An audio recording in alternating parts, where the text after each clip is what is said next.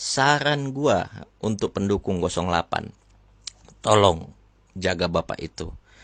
Bapak itu bisa dijatuhkan kapan saja. Menurut informan gua, di lingkaran elit, bahkan Megawati udah pada tahu apa yang akan dihadapi Bapak itu jika dia berdiri di atas kakinya sendiri. Maka PDI Perjuangan sangat menjaga.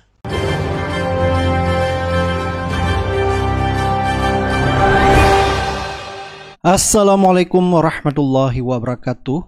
Pertemuan Megawati dengan Prabowo mencuat kembali. Jadi banyak netizen menduga yaitu pertemuan Megawati dengan Prabowo ini yaitu untuk membahas tentang Mulyono. Walaupun Mulyono ya sudah menjadi mantan presiden, tetapi dia masih punya kuasa besar di dalam pemerintah Prabowo. Faktanya kita lihat ya, Prabowo ya masih disetir juga oleh Mulyono.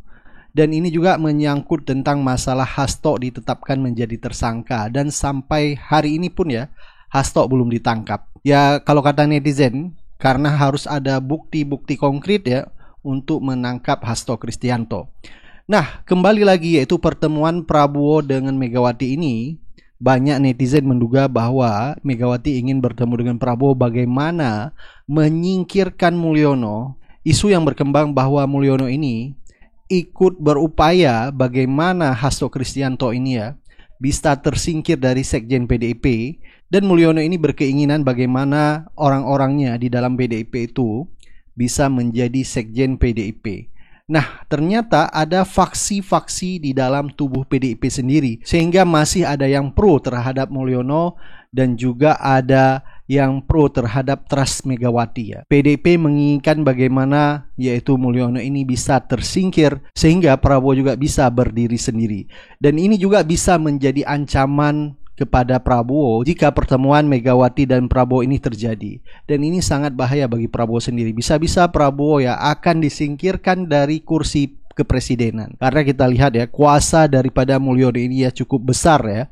Apalagi orang-orangnya masih ada di dalam pemerintahan Prabowo. Dan kalau kita lihat Mulyono ini masih punya power atau kekuasaan bagaimana bisa menetapkan orang-orang menjadi tersangka seperti lawan politiknya, termasuk kemarin kita lihat yaitu Tom Lembong dan juga Hasto Kristianto ditetapkan menjadi tersangka. Sehingga kalau kita lihat ya, Prabowo di dalam pemerintahannya ini banyak orang menganggap bahwa Prabowo masih bisa disetir oleh Mulyono. Bahkan mereka mengatakan bahwa Prabowo tidak beda jauh dengan Mulyono, 11-12 lah. Faktor Mulyono lah sehingga Prabowo tidak bisa membuat keputusan yang bulat. Baik, coba kita dengar, ini ada ulasan menarik dari netizen ya di sosial media tentang pertemuan Prabowo dengan Megawati ya. Kenapa harus ada pertemuan Prabowo dengan Megawati ini?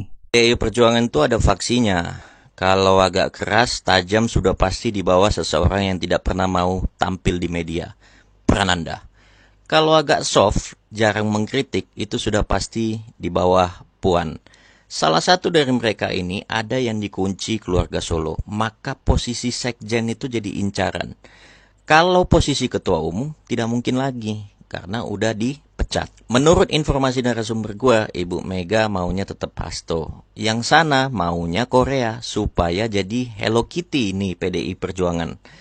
Jadi kalau kita lihat ada narasi-narasi di kolom komentar, seneng lihat Korea, adem, semoga jadi sekjen.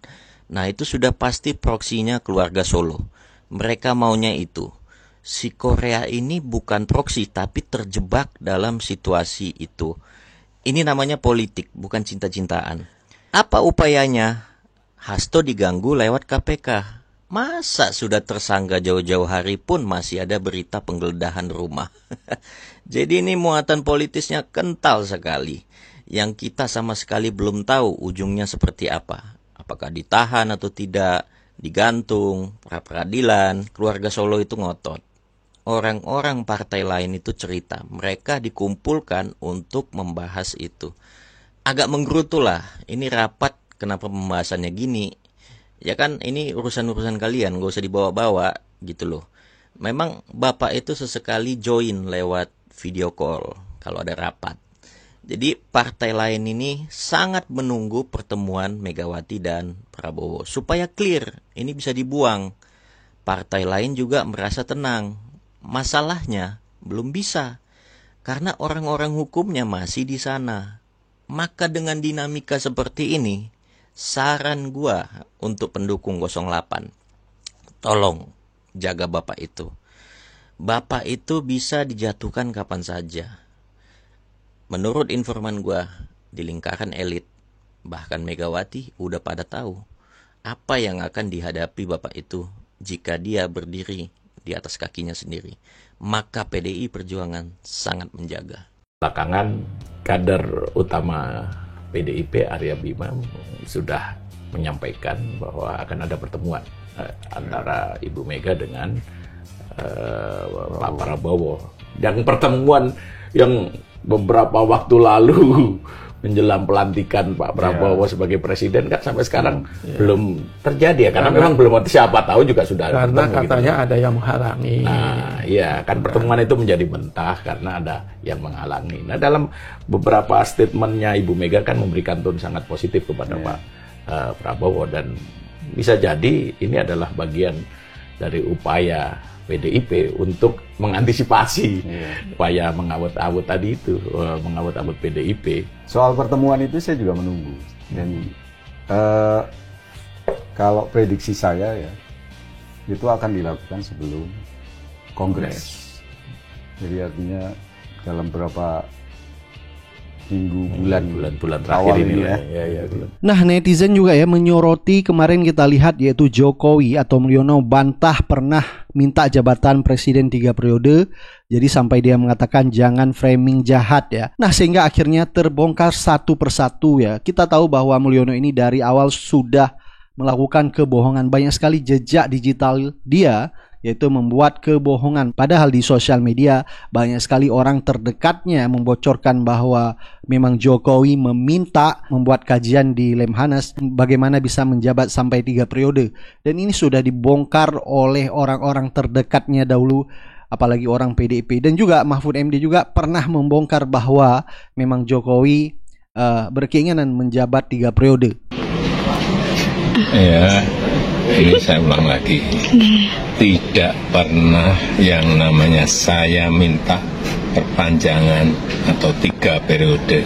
Apakah Jokowi dan PDI Perjuangan pisah jalan karena 3 periode?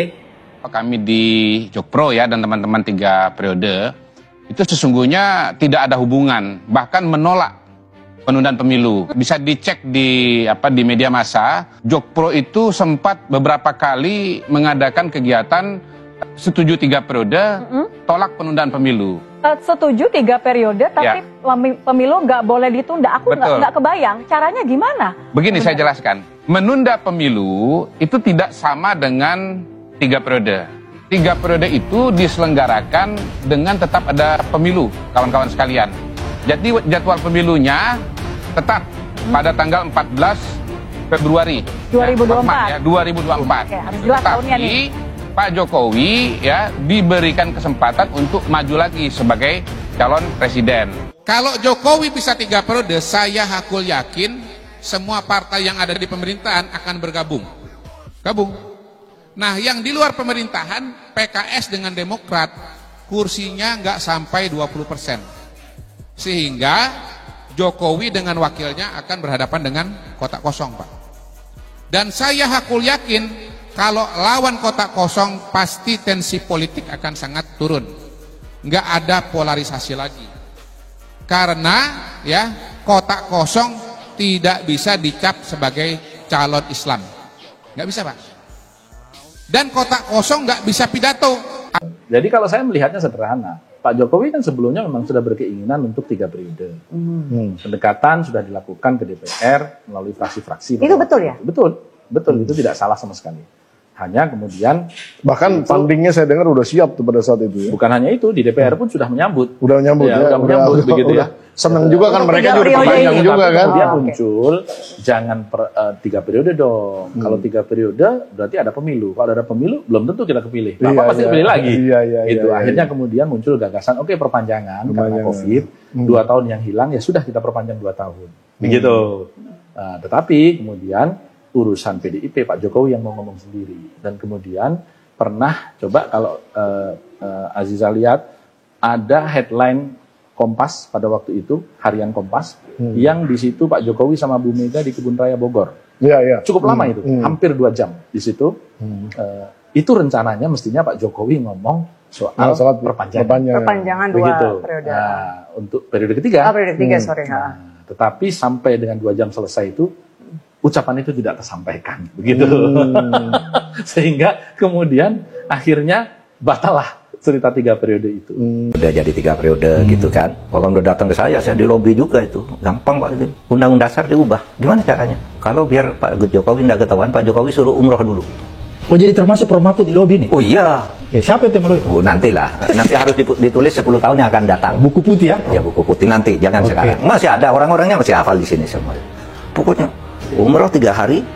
Nanti kita sidang MPR dari pasal yang menyatakan presiden hanya dipilih 2 periode itu diubah. Pagi dibuat panitia kerja, siang diplenokan, sore disahkan, besok presiden sudah bisa langsung perpanjang jabatannya. Itu ya? Oh iya, itu kalau main-mainkan konstitusi, kalau orang nakal kan tinggal dukungan suaranya berapa? Sepertiga mengusulkan, 2/3 setuju, di voting dari 2/3, 3/4 hadir, dari 3/4 itu di voting 50% setuju, udah selesai. Bisa sehari. Memang ada itu, karena hari ini orang bertanya, yang benar yang mana gitu loh. Saya bisa menjawab pertanyaan itu dengan gamblang, tapi sekali lagi, karena itu kajian Lemhanas. Oh, oke. Ya, karena itu kajian Lemhanas, jadi kalau kajian Lemhanas sifatnya rahasia langsung ke presiden, itu saya yang benar-benar memastikan. Ya, finalisasi editing finalnya ada di saya. Enggak, maksud saya begini, Mas Andi, saya agak sedikit berkeras. Soal kajiannya bahwa apakah itu legitimate secara konstitusi atau tidak, itu mungkin kajian Lemhanas. Tapi soal apakah memang ternyata ada permintaan itu untuk 3 periode atau tidak, itu kan yang beredar sekarang. Saya sedang mencoba menguji apakah saya beruntung atau tidak mendapatkan jawaban dari Anda sekarang. Sekali lagi, itu nanti Bang Akbar tanyakan ke saya tahun 2032. Ketika retensi kerahasiaannya berakhir. Ya, oke. Retensi kerahasiaannya itu 10 tahun, jadi 2032. Saya harus menghormati narasumber saya. Kami mendapatkan cerita on the record ya, Sin, ya, dari Andi Wijayanto. Itu adalah Gubernur Lemhanas, dan Mas Andi Wijayanto juga sudah berbicara di banyak ini ya, di banyak kanal gitu ya, dan secara detail menceritakan kepada kami bagaimana istana meminta kajian itu dibuat begitu. Jadi ketika Jokowi bilang 3 periode itu menampar muka saya, justru yang kami temukan di beberapa narasumber yang kami temui, termasuk dari pengakuan-pengakuan orang dekat Jokowi, justru istana yang mengorder atau Jokowi yang meminta penelitian itu. Iya, 3 periode melalui laboratorium 245 kan? Iya, salah satunya melalui itu, tapi yang Jokowi dipegang oleh Mas Andi Wijayanto. Betul. Lah kalau sudah 2 kali, ya maaf, ya 2 kali.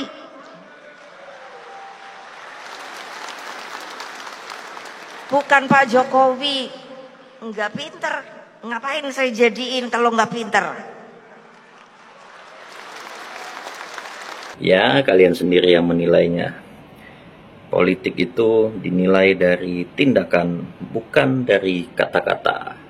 Nah, ini juga ada yang heboh, yaitu OCCRV mendapat ancaman bom dari ternaknya Mulyono ya, dari pendukung Jokowi, gara-gara kemarin setelah merilis Jokowi menjadi finalis terkorup 2024 ya, nomor 2 paling terkorup di dunia, dan ini benar-benar memalukan ya, sampai Jokowi pun tidak nyaman dengan berita tersebut, mengatakan bahwa itu framing jahat, mana buktinya.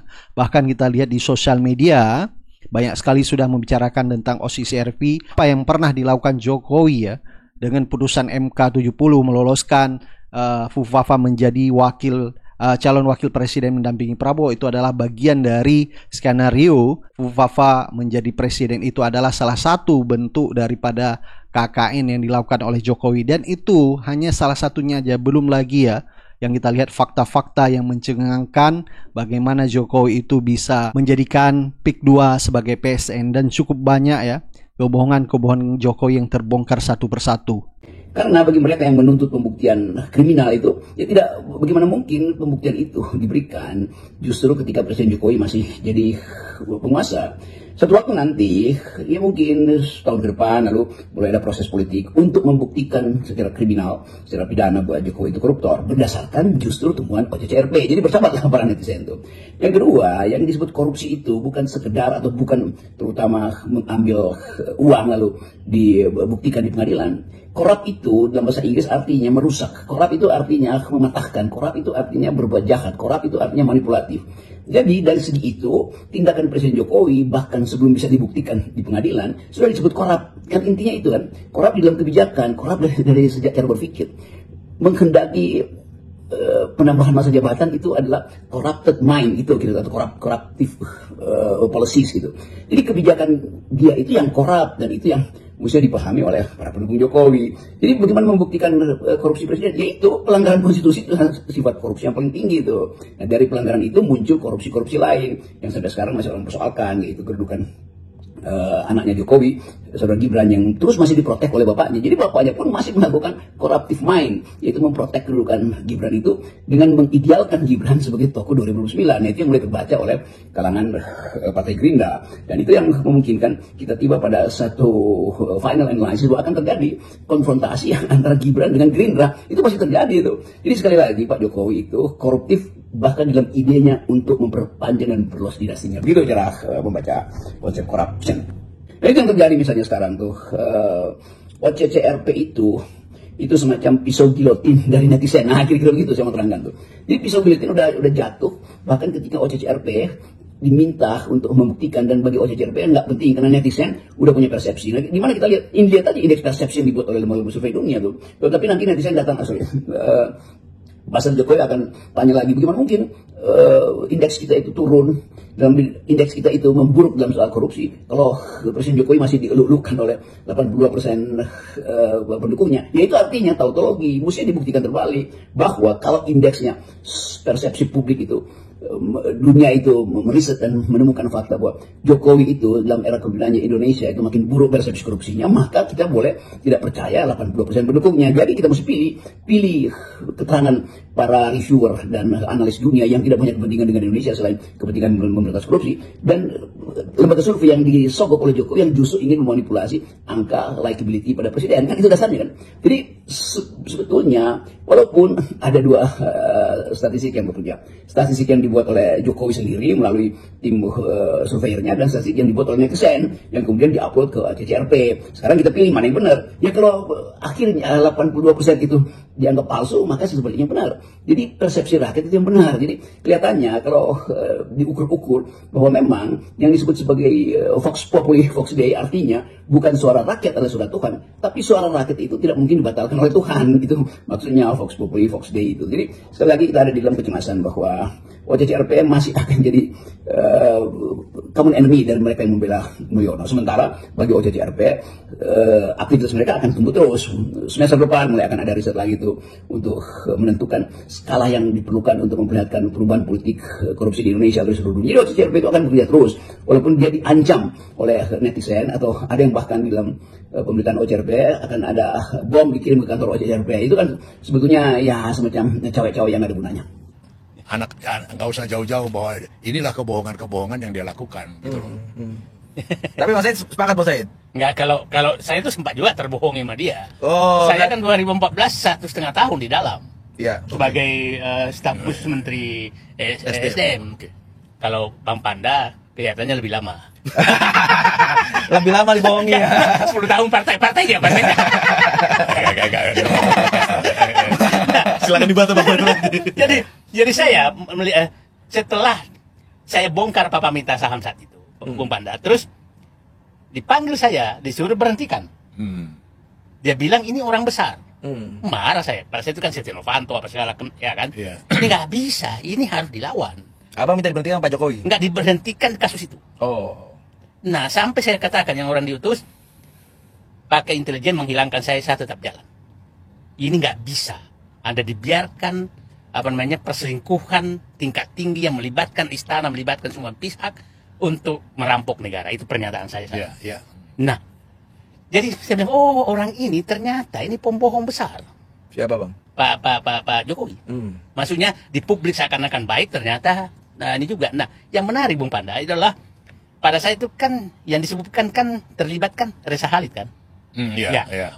Tahu-tahu nikah anaknya di Solo itu orang ini tamu VIP, foto khusus. Gimana logikanya saya bahwa ada orang yang sedang merampok negara jadi tamu VIP presiden. Gitu loh. Nah di situ ini nggak bisa dipercaya. Nah disitulah saya menjadi manusia merdeka. Itu Bang Padang. Nah saat itu Bang saya ini nggak benar nih orang. Inikah aku harus keluar dari pemerintahan? Nah malamnya tuh saya tanya istri saya, Mam, tabungan masih ada nggak? Kenapa? Aku mau mundur semua dari jabatan. Malam itu saya mundur semua dari jabatan dan saya kehilangan berapa Bang? 272 juta sebulan untuk menjadi manusia merdeka. Karena saya nggak mau bergabung sama orang munafik, orang pembohong, orang culas, orang licik.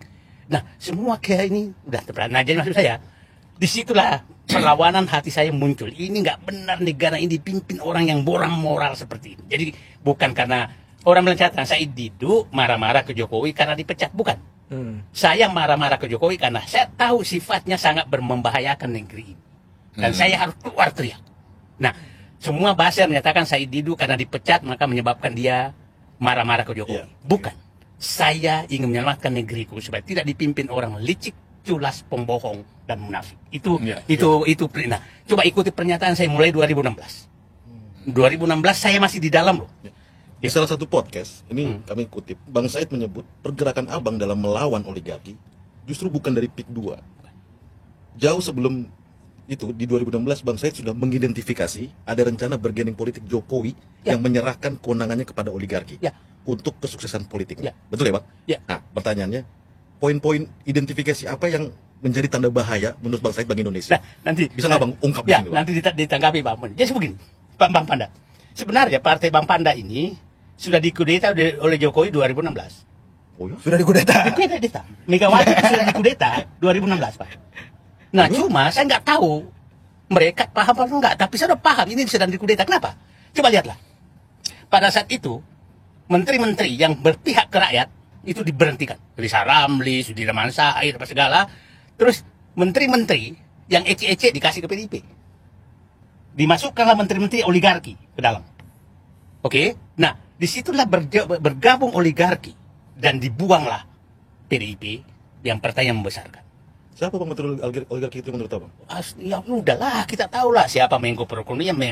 Kan coba Jonan dikeluarkan, masuklah. Ada Jonan itu punya karakter. Punya karakter. Termasuk Anies Baswedan kalau itu menteri pendidikan dikeluarkan? Ya, Riza Ramli, Sudirman Said, Ferry Muslidan Baldan, ini menteri-menteri yang ada integritas dan memikirkan rakyat. Coba PDIP saat ini dikasih menteri apa? Kan hanya Menpan, Menko PMK. Hanya kayak gitu-gitu. Tidak ada yang terkait dengan ini semua.